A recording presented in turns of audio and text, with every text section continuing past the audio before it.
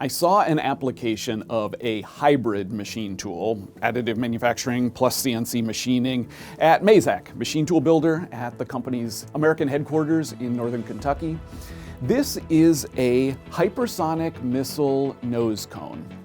It was made on a hybrid machine that deposits metal through a wire arc additive manufacturing process. And then the part was also machined to tolerance within the same cycle.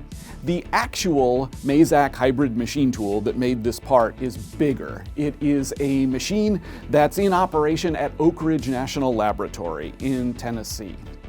This part is stainless steel. The 3D printing took about 22 hours. The machining took about 10 hours. Based on the success of this proof of concept, the Air Force ordered an actual missile nose cone designed to its real specs, and that part was flight tested on a missile.